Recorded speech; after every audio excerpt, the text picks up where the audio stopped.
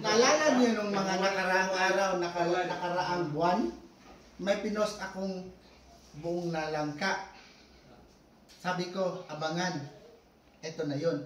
From buo nalangka, naging stainless. Pero hindi yun yung ano natin.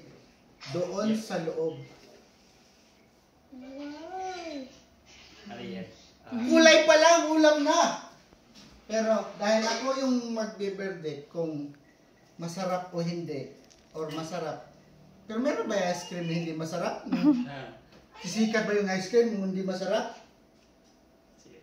First one. So, first natin na ano? Wow.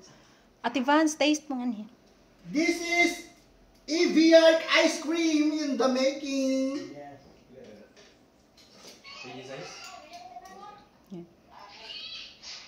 Teka lang ha, teka lang. Te, mamaliw ko kutsara, te. Teka lang. Pangalawa pa. Hindi ko pa makuha. Nasa layo.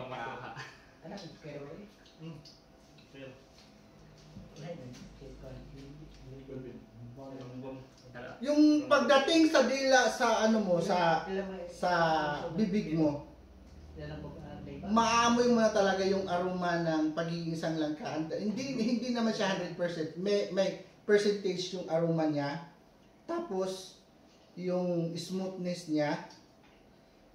Pero sa lasa, pwede.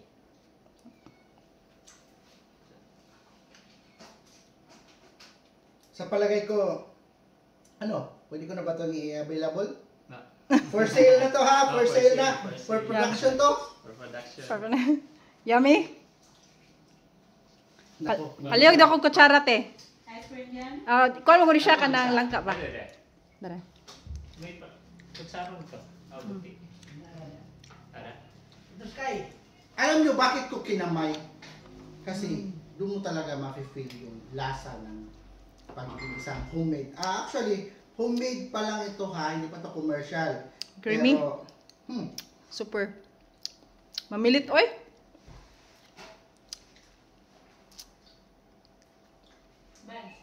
di ba, syempre ice cream kakainin mo. Tapos yung paglunok mo, tapos nandito na yun. Yung aftertaste niya andun talaga, nanunuot, tapos parang umaakyat sa ilong mo yung aroma niya. I'm so excited. Okay na, dad. So ito yung product ng EVR. EVR na Langka. na EVR na lang. langka. Okay. Ito yung maker natin. Pwede pala siya sa sa ice cream. Yes. So yung EVR, pasadong-pasado sa processing or sa making na ng ice cream. Well, Sir Wilfredo, hello Sir Wilfredo, ang pataan. Naunahan kita, Sir. So, kumbaga ako na yung nag-research sa sarili mong ice cream plant, Sir Wilfredo. So, sarap, Sir. Hala, uy, yung pangbagnos man yan yung ginamit mo. Ikaw, sabi. Yummy.